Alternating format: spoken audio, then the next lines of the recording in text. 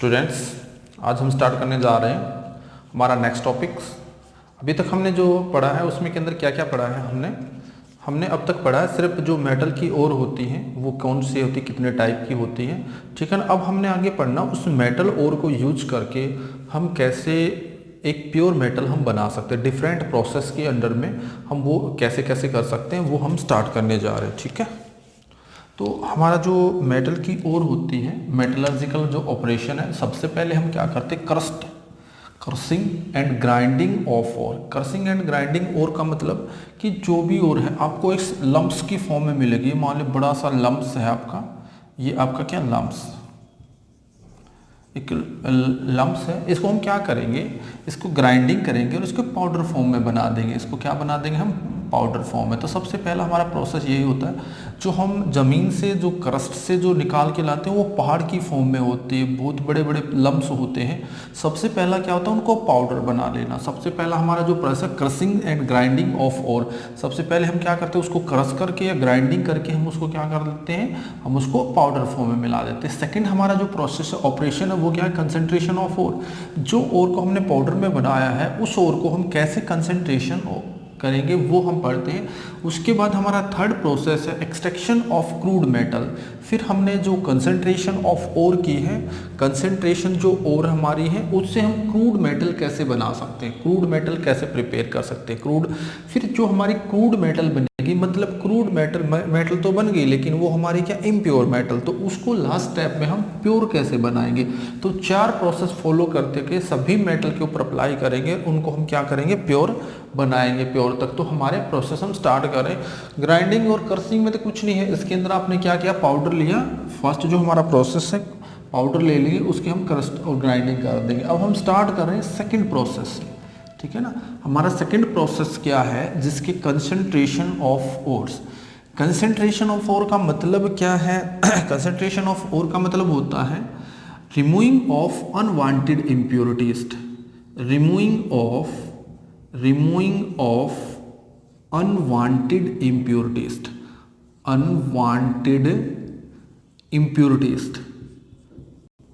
impurities, जिसको हम क्या बोलते हैं, गैंग्स, ठीक है, gangs. Unwanted impurity from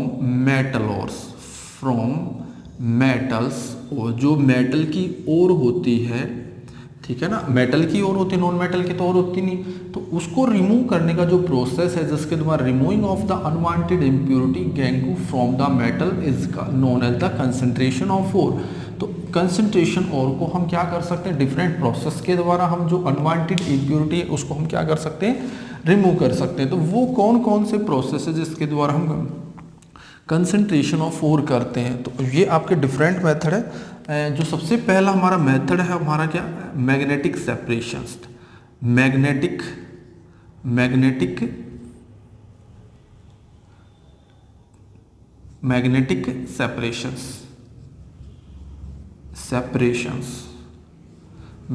separations. Second हमारा मेथड है वो कौन सा है, हमारा क्या ले लेंगे, सेकंड जो मेथड है, वैसे तो काफ़ी सारे मेथड हैं जो हमारे सिलेबस के अनुसार या जो भी हमारे इंपॉर्टेंट है, बाकी पूछे भी नहीं जाते कहीं पे भी एग्जाम में। फ्रोथ फ्लोटेशंस, सेकंड हमारा फ्रोथ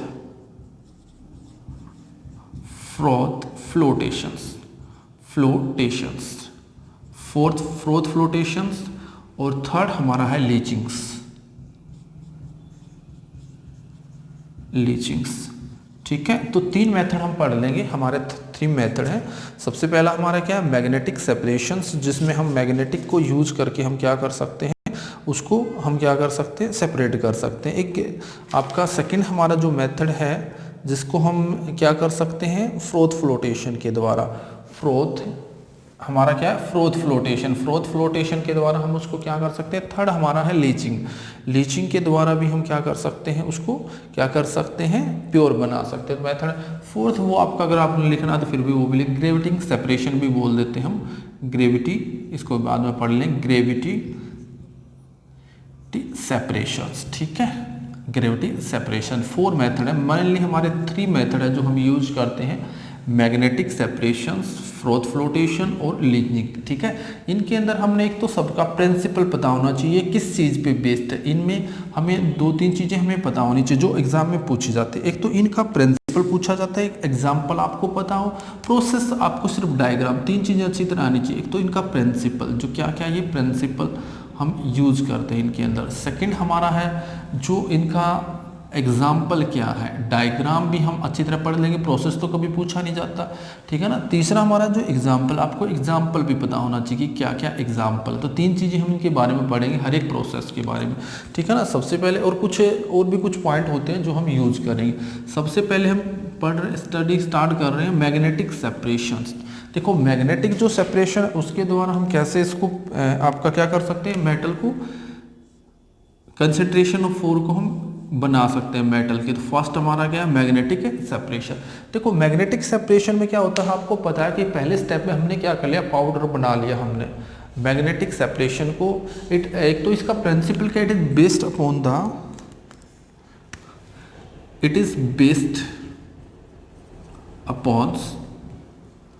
द मैग्नेटिक सब्सटेंस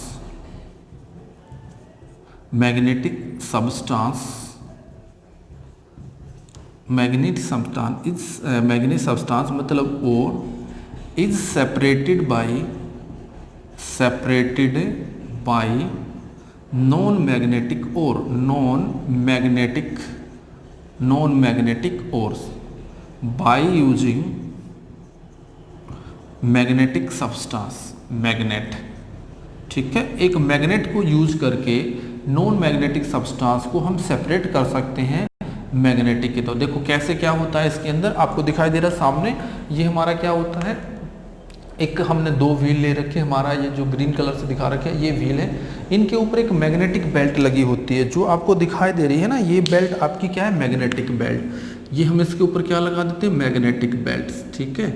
इसके ऊपर क्या लगी होती है, मैग्नेटिक बेल्ट लगा देंगे, ठीक है ना। आपको पता है मैग्नेटिक जो बेल्ट पे ये आपका जो रेड कलर के दिखाई दे रहे हैं, ये आपके क्या है, रेड कलर क्या है, पाउडर है, ये आपका और पाउडर है। ये क्या है, हमने और पाउडर डाला हॉपर में से, और पाउडर डालेंगे तो और पाउडर में क्या करेंगे, जब आपकी ये व्हील चलेंगे तो बेल्ट आपके ऐसे रिवॉल्व करेगी, तो इसके ऊपर से आपको पता जब स्पीड ज़्यादा होगी मैग्नेटिक सब्सटेंस तो किससे चिपक जाएंगे, बेल्ट से। जो आपकी बेल्ट आपको दिखाए, जब ये आपका ऐसे आपका हाई स्पीड में रोटेट करेगा जो मैग्नेटिक सब्सटेंस है, तो मैग्नेटिक बेल्ट के साथ में चलते जाएंगे और थोड़ा सा दूर आके डिस्टेंस के ऊपर आके इस कंटेनर में गिरेंगे। लेकिन जो नॉन मैग्नेटिक सब्सटेंस है सामने आपका थोड़ी सी फर्दर आपके मुंह करते हुए जाएंगे और यहाँ पे गिरेंगे। देखो दोनों कंटेनर में, क्योंकि मैग्नेटिक है ये तो इसकी तरफ आएगा बेल्ट की तरफ, क्योंकि बेल्ट से चिपका हुआ होगा, और बेल्ट से चिपका होगा तो क्या होगा, थोड़ी सी डिस्टेंस पे जाके आपका इससे सेपरेट होगा,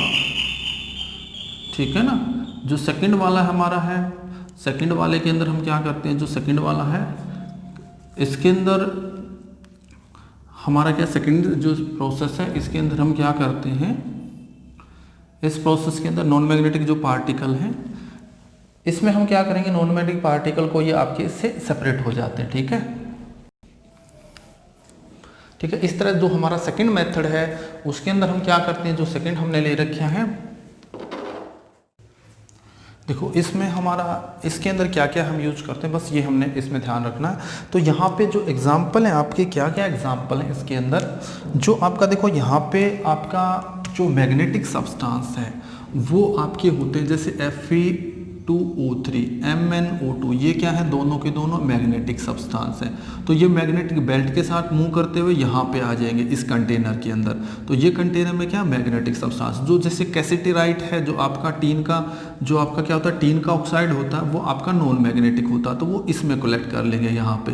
तो इस तरह हम यहाँ पे क्या कर सकते हैं, मैग्नेटिक नॉन मैग्नेटिक सब्सटेंस को सेपरेट कर सकते हैं by using the magnetic substance, ठीक है ना, बाय यूजिंग द मैग्नेट्स। तो यहाँ पे मैग्नेट बेल्ट को यूज करके हम इसको सेपरेट कर सकते हैं। सेकंड मेथड हमारा, सेकंड जो हम यूज कर रहे हैं, सेकंड है फ्रोथ फ्लोटेशन। सेकंड जो मेथड है इसके अंदर फ्रोथ फ्लोटेशंस। देखो फ्रोथ फ्लोटेशन के अंदर क्या होता है, इसके अंदर आपको थोड़ा सा ध्यान से समझना है। आपको पता है यहाँ पे जो फ्रोथ की डेंसिटी होती है वो कम होती है। इसमें 2-3 पॉइंट आपको याद रखना। सबसे पहले हम इसको यूज करते हैं सल्फाइड ओर के लिए।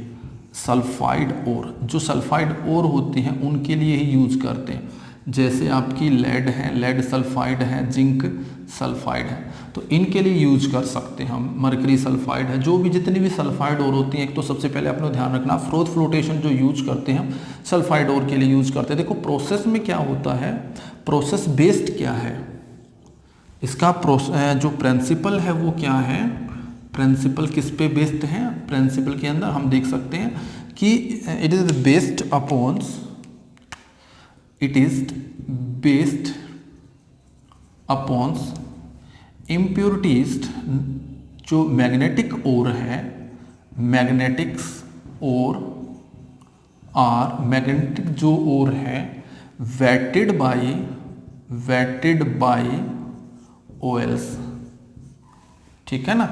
एंड नॉन मैग्नेटिक सब्सटेंस जो मेटल ओर है, जो आपकी क्या है मेटल ओर है, metal ore are wetted by the oils and impurities are not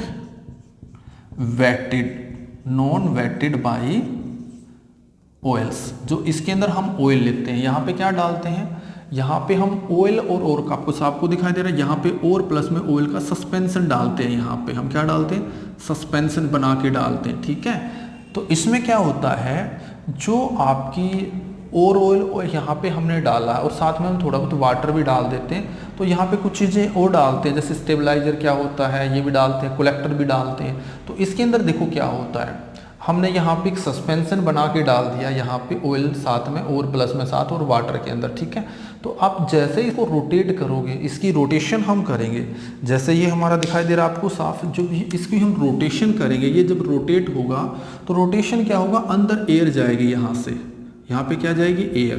तो एयर जैसे ही अंदर जाएगी, इसके अंदर इंटर करेगी, तो आप इसमें देखोगे कि एयर इंटर करने के बाद यहाँ पे फ्रोथ बनना स्टार्ट हो जाएंगे। क्योंकि आप कभी भी देख लेना, जो ऑयल है वाटर का मिक्सचर, आप उसके अंदर क्या करोगे, हाई स्पीड में इसको जो पैडल है रोटेट करोगे, तो रोटेट करोगे तो झाग बन जाएंगे। झाग किसके बनेंगे, ऑयल में जो आपकी मेटल ओर है वो ऑयल के द्वारा वेटेड हो जाती है, वो ऑयल के द्वारा गीली हो जाती है। गीला वेट ये मतलब ये समझना, वाटर ले सकते हैं, ऑयल के द्वारा भी वेटेड हो सकती है।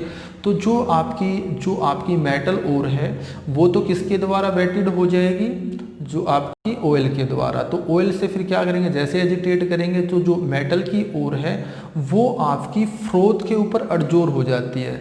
मेटल की ओर है अब्जॉर्ब ऑन द फ्रोथ, और फ्रोथ पर से अब्जॉर्ब हो जाएगी, और फ्रोथ को क्या कर देंगे, यहाँ से दूसरे कंटेनर में डिकेंड कर देंगे।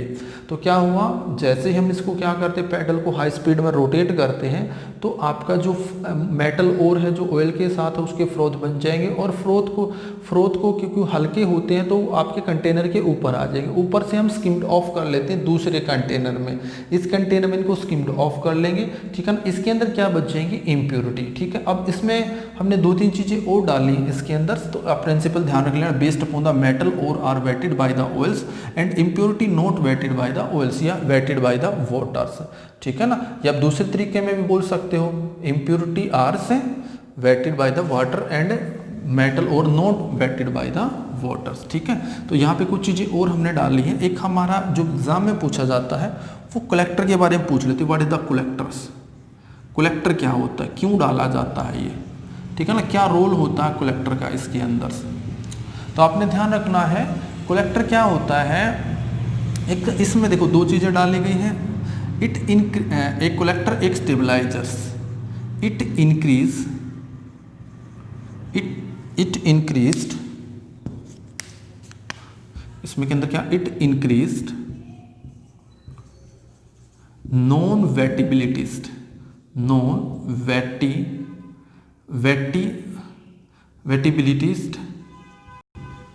Of ore in water. अगर आपको लगता है भी थोड़ी बहुत आपकी जो ओर है वो वाटर के द्वारा वेटेड हो जाएगी, तो जैसे ही आप उसमें कलेक्टर डालोगे तो जो बिल्कुल ही जो आपकी ओर है वो वाटर के द्वारा वेट नहीं होगी। सिर्फ कलेक्टर का काम क्या है, it increase the non wettability of the ore in water. Water के अंदर जो आपकी ओर है वो बिल्कुल ही आपकी वेट नहीं होगी, ये इसका रोल होता है।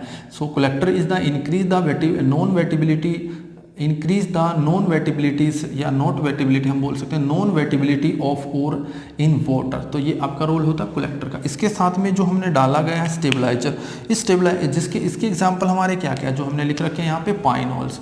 जो कलेक्टर होता है पाइनोल, जेंथेट। जेंथेट में भी आपका क्या होता है, जो जेंथेट है आपका उसके अंदर हम लेते हैं इथाइल जेंथेट, मिथाइल जेंथेट, जेंथेट, ठीक है ना। तो इसके अंदर क्या होता है, इथाइल जेंट, जो भी आपका है एग्जाम्पल क्या हो जाएगा इसके अंदर, इथाइल जेंथेट्स, जेंथेट्स। तो ये हम इसके अंदर यूज कर लेंगे।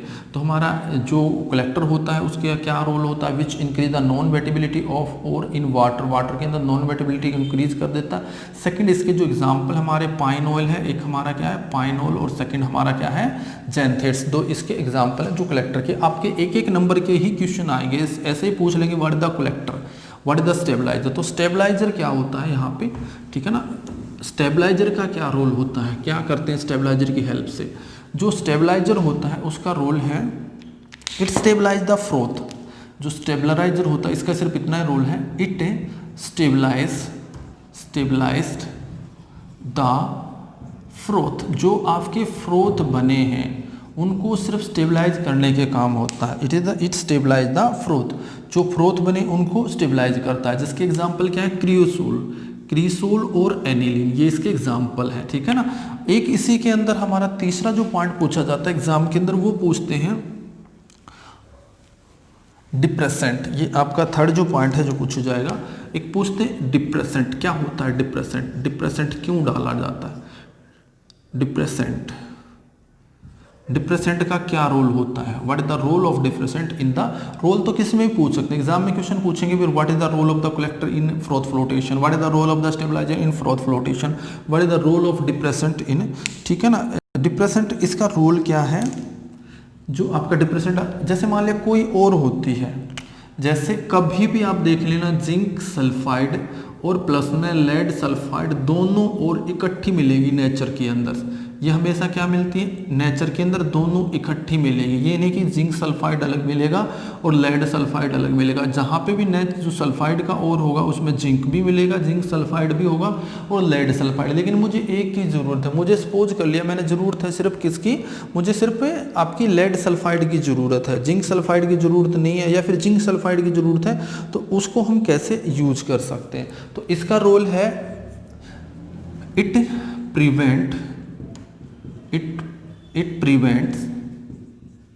prevent the formation of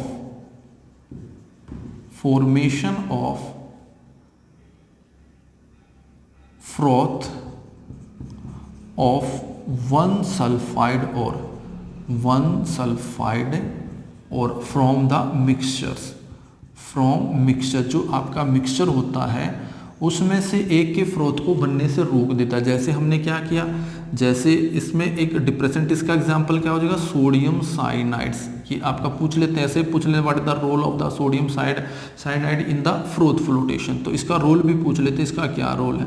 तो जैसे सोडियम साइनाइड, जैसे मैंने डाल दिया जिंक सल्फाइड, इसके अंदर मैंने डाल दिया सोडियम साइनाइड। सोडियम साइनाइड क्या करेगा, इसके साथ में ये किसका काम कर रहा है, डिप्रेसेंट का। किसका काम कर रहा है, डिप्रेसेंट का। इसने डिप्रेसेंट का काम, तो ये क्या करेगा, एक बना लेगा NZnCN4, ठीक है ना। तो ये आपका एक कॉम्प्लेक्स बना लेगा जो आपका क्या है, सोडियम टेट्रासाइनोजिंकेट, ठीक है, सोडियम टेट्रासाइनोजिंकेट। ये जो आपका बना है ये क्या करेगा, जो आपका जितने भी आपके जिंक सल्फाइड हैं ये कॉम्प्लेक्स उनके ऊपर एक लेयर बना लेता, इस तरह की एक लेयर बना लेगा। ये जो लेयर है इसको प्रिवेंट कर देगी फॉर्मेशन ऑफ जितने भी आपके जिंक सल्फाइड के। तो ये किसका क्या बना हुआ है, एन, जो ये आपका कॉम्प्लेक्स है ये एक एज ए लेयर का काम करेगा, और ये क्या करेगा, जितने भी आपके जिंक सल्फाइड उनके ऊपर एक लेयर बन जाएगी, and prevent it formation and prevent it to form froth, to form froth, froth बनने नहीं देगा, इसके फ्रोथ्स को प्रिवेंट कर देगा।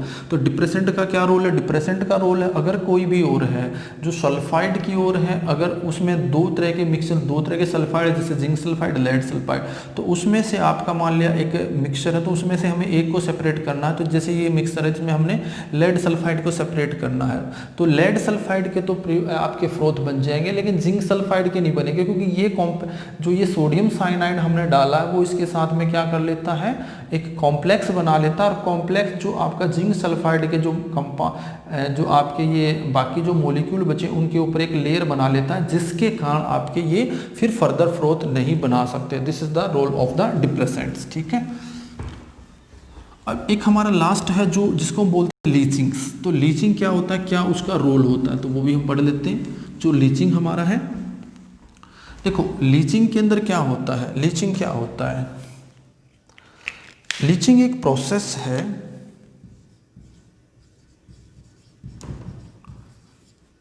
ठीक है। लीचिंग क्या है, एक पर्टिकुलर सोलवेंट ले लेंगे, मान लिया कोई और है, ठीक है ना, consist of the treating the powder और विद ए सुटेबल रिजेंट, जो भी एक सुटेबल रिजेंट ले लेंगे, which can selected dissolve in the ores, ठीक है ना। ये क्या करता है, जो आपके जैसे मान लिया दो हमने क्या ले लिया, जैसे बॉक्साइट और है Al2O3X वाटर मोलिक्यूल्स, तो इसके अंदर इम्प्यूरिटी भी है। ये क्या करता है, जो आपकी मेटल ओर है dissolve in a particular solvent, जो आपकी द प्रोसेस, इसमें क्या करते हैं, जो आपका द प्रोसेस है, इस प्रोसेस के अंदर the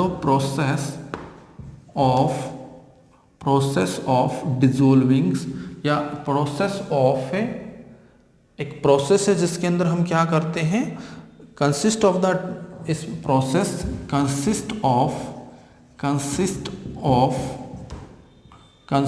of treating the powder और पाउडर्स और विद, किसके साथ में, विद ए पर्टिकुलर सोलवेंट या हम इसको बोलते हैं रिजेंट्स, देंस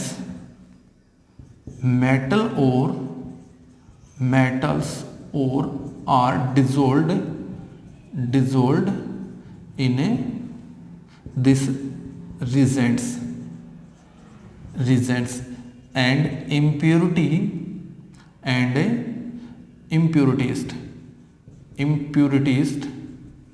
remains undissolved, वो आपकी क्या रहेगी, अनडिसोल्व, ठीक है।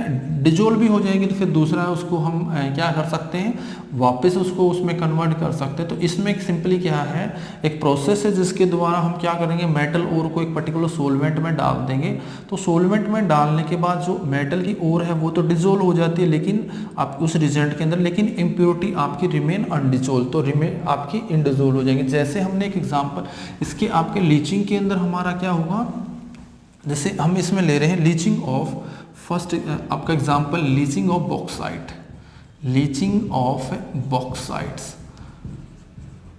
बॉक्साइट, आपने पता है कि बॉक्साइट क्या होता है, Al2 एल्युमिनियम की ओर होती है Al2O3, कई बार एग्जाम में आया हुआ है ये, ठीक है ना, केमिकली रिएक्शन है, तो इसलिए एग्जामिनर के लिए इंपॉर्टेंट भी बन जाता है और वो इंटरेस्टिंग टॉपिक भी हो जाता है, जहाँ पे भी आपको रिएक्शन दिखाई देती है, ठीक है ना। तो इसके अंदर जो आपका लीचिंग ऑफ द बॉक्साइट और है, इसके अंदर हम क्या करते हैं, एक पर्टिकुलर सोलवेंट लेते हैं, यहाँ पे जो रिजेंट हम सेलेक्ट करते हैं, रिजेंट हमारा क्या होगा, जैसे सोडियम हाइड्रोक्साइड हम ले लेंगे, ठीक है। तो अब क्या करेंगे, जो आपका देखो ये मान लिया मैंने कंटेनर ले रखा है, एक कंटेनर है मेरा, ठीक है ना, इसके अंदर हम क्या करते हैं, वाटर से भरा हुआ है, ठीक है ना, इसके अंदर कुछ मॉलिक्यूल तो आपके किसके हैं, इम्प्योरिटी, ये आपका हमने ले लिया, इसके अंदर कुछ मॉलिक्यूल तो किसके हैं, इम्प्योरिटी केस्ट, ठीक है ना। तो आपके कुछ मॉलिक्यूल हैं किसके हैं, आपके कुछ मॉलिक्यूल हैं आपके किसके हैं, आपके ओर के। तो आप देखोगे जब मैंने ये आपका सोडियम सल्फाइड मैंने लिया है, यहाँ पे जो सोडियम हाइड्रोक्साइड ले लेंगे, सल्फाइड, जो सोडियम हाइड्रोक्साइड में रिजेंट सेलेक्ट किया है, तो इसके अंदर क्या होता है, जो आपका ये वाला है, ये मान लिया मैंने और है ये, तो और तो इसके अंदर डिजोल्व हो जाएगी और ये आपके नीचे सेटल डाउन हो जाएंगे, सारे के सारे नीचे आ जाएंगे, नीचे सेटल डाउन हो जाएंगे, ठीक है ना। तो और आपका सिर्फ सॉल्यूशन के अंदर क्या रहेगा, सोडियम हाइड्रोक्साइड, और जो आपके ये हैं, ये आपकी जो और है वो आपकी नीचे सेटल डाउन हो जाएंगी। फिर इनको फिल्टर करके भी या कोई दूसरे तरीके से भी हम इनको क्या करते हैं, सेपरेट कर लेते हैं। जैसे रिएक्शन क्या होगी इसके अंदर, जैसे ही मान लिया मैंने क्या ले लिया, Al2O3 X वाटर मॉलिक्यूल्स, ठीक है। तो ये आपका क्या करेंगे, हम इसको इम्प्योर एल्यूमिना बोल सकते हैं। तो ये क्या करेंगे, जब इसकी रिएक्शन करवाएंगे एक पर्टिकुलर सोलवेंट के साथ में, NOH के साथ में, तो जब इसकी NOH के साथ में रिएक्शन करवाएंगे, देखो क्या होगा, ये जो आपकी इम्प्योर है, इम्प्योर बॉक्साइट है, ये क्या है, इम्प्योर बॉक्साइट्स। तो ये आपकी क्या ले रहे हैं हम, बॉक्साइट्स। तो बॉक्साइट हम इसमें ले लेंगे। तो बॉक्साइट के अंदर क्या होगा, जब इसके अंदर सोडियम हाइड्रोक्साइड में जब इसको डिजोल्व करेंगे तो आपका ये डिजोल्व नहीं होगा, साथ में हमने यहाँ पे लिख लेंगे या वाटर मॉलिक्यूल जो भी है, तो आपका क्या हो जाएगा, इसमें आपका NaAlOH आपका क्या बन जाएगा, 3, ठीक है, क्योंकि इसकी वैलेंसी 3 होती है, इसके ऊपर +3 है, ठीक है ना। तो यहाँ पे 3 नहीं, यहाँ पे 4 आ जाएगा, तो +3 है, तो +3 को तो यहाँ न्यूट्रल कर दिया और 1 को इसने न्यूट्रल किया है, ठीक है ना। तो प्लस में आपका, या तो इसको अलग लिख लो यार, तो आपका जैसे इसमें डिसोल्व करेंगे तो एक कॉम्प्लेक्स बन जाएगा, ठीक है ना। तो ये आपका एक है एक्वस, तो आपका एक्वस सॉल्यूशन में, तो ये आपका एक्वस लिखने का मतलब है ये आपका सोल्यूबल है। लेकिन जो आपकी इम्प्योरिटी है, सपोज कर लो, वैसे तो लिखने की जरूरत नहीं, रिएक्शन जो SiO3 Si2, ये तो वैसे तो ये भी डिसोल्व हो जाएगी, Na सोडियम सिलिकेट्स, ये भी एक्वस होगी। अब हम क्या करेंगे, इसको वापस हम क्या कर लेंगे, जो हमारा ये है, ये स्टेप 1 है, स्टेप 1 के अंदर, ठीक है। स्टेप 1 में क्या करेंगे, बॉक्साइड को और को सोडियम हाइड्रोक्साइड में डाल देंगे, ठीक है ना। जैसे सोडियम हाइड्रोक्साइड के सॉल्यूशन में डालेंगे तो ये क्या हो जाएगा, डिसोल्व हो जाएगा। अभी हमारा किस फॉर्म में था, सॉलिड फॉर्म में, तो इसके अंदर डिसोल्व हो जाएगा। तो ये भी आपका क्या था, सॉलिड फॉर्म में, तो ये भी डिसोल्व हो जाएगा, ये हमारा क्या था, एक्वस, ठीक है। अब हम क्या करेंगे, स्टेप सेकेंड में, step second, adjust the pH, adjust the pH of solutions by adding क्या ऐड कर देंगे, by adding या by passing CO2, by passing CO2 मतलब एसिड, CO2 का मतलब एसिड, कोई भी एसिड इसकी pH ऐड कर देंगे तो हमारा जो आपका ये है NaAlOH4, इसमें से जैसे ही CO2 पास होगी, इसकी जो pH है, अब ये एक्वस में था तो आपका क्या निकल जाएगा, बाहर निकल जाएगा Al2O3X वाटर मॉलिक्यूल्स, ठीक है। अब इसको X वाटर मॉलिक्यूल को शो करो ना करो, उससे कोई ज़्यादा फर्क नहीं पड़ता है, ठीक है ना, X वाटर मॉलिक्यूल, ठीक है। तो आपका साथ में क्या आ जाएगा, सोडियम बाइकार्बोनेट, सोडियम है, सोडियम कार्बोनेट, तो क्या आ जाएगा, NaHCO3, ठीक है। अगर आपसे पूछे, ये आपका क्या है, प्योर बॉक्साइट, ये आपकी क्या हो जाएगी, प्योर बॉक्साइट्स, ये आपकी क्या थी, इम्प्योर बॉक्साइट्स, ये हमारी क्या थी, इम्प्योर बॉक्साइट।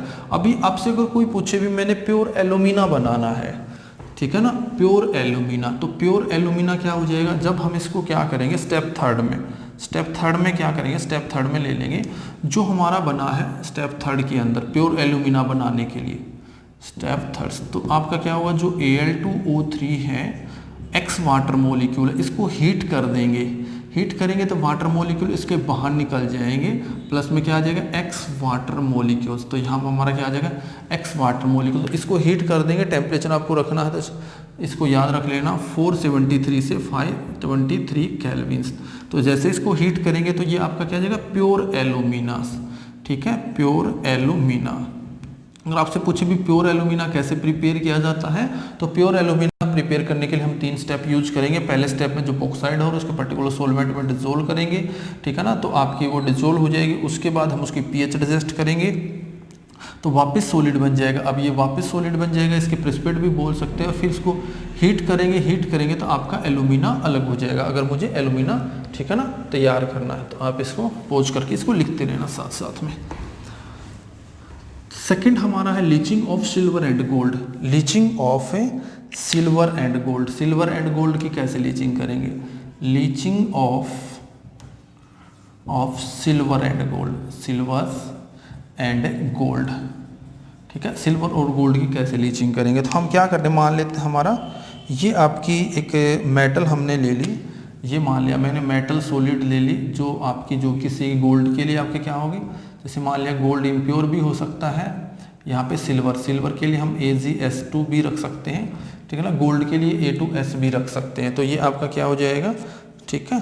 तो इस तरह हम ले लेंगे। तो इसके लिए हम क्या करेंगे, लीचिंग को जैसे यहाँ पे सोडियम साइनाइड, यहाँ पे भी हम लेते हैं सोडियम साइनाइड।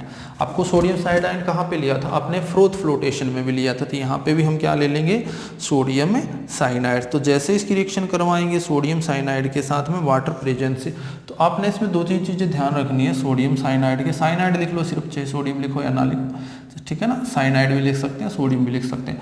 वाटर की प्रेजेंसी में और एयर में, एयर का मतलब एयर कंटेनर, आप इसको किस में करोगे, ओपन कंटेनर में। क्या करोगे, ओपन कंटेनर में। ओपन कंटेनर में आप इसकी,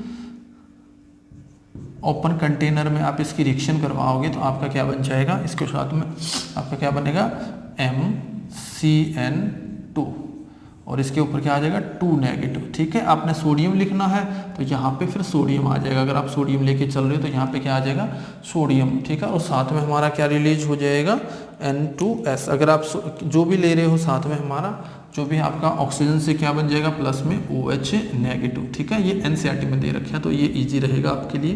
ठीक है ना, अलग अलग दिखाने की ज़रूरत नहीं है।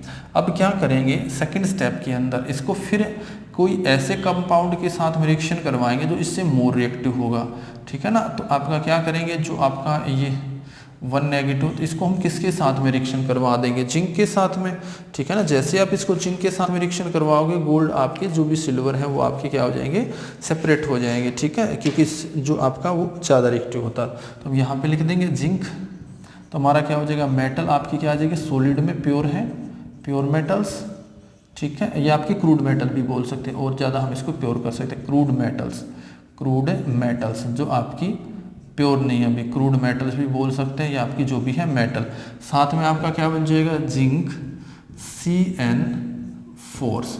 ठीक है, तो हमारा क्या हो जाएगा, 2 नेगेटिव। तो इस तरह हम क्या कर सकते हैं, लीचिंग कर सकते हैं। 2 स्टेप में आपने करना। पहले स्टेप में क्या करेंगे, जो भी आपकी इम्प्योर मेटल है या मेटल ओर है, जो भी आपका है, आपने ले रखा है मेटल ओर, या हमने ले ली इम्प्योर मेटल्स। ठीक है, इम्प्योर मेटल्स ये आपकी किसके लिए ले रहे हैं, गोल्ड के लिए या आपकी सिल्वर के लिए, जो भी, उसको हम यहाँ पे किसके साथ में रिएक्शन करवाते हैं, सोडियम साइनाइड के साथ में रिएक्शन करवाते हैं। तो वाटर की प्रेजेंसी में ओपन खुले कंटेनर में हम इसको लेंगे, तो खुले कंटेनर में रिएक्शन करवाएंगे।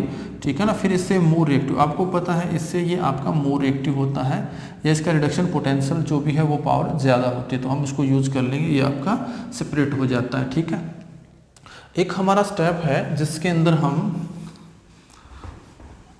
Gravity separation. ग्रेविटी सेपरेशन क्या होता है, ग्रेविटी सेपरेशन क्या होता है, जैसे आपने देखा होगा ग्रेविटी सेपरेशन के अंदर,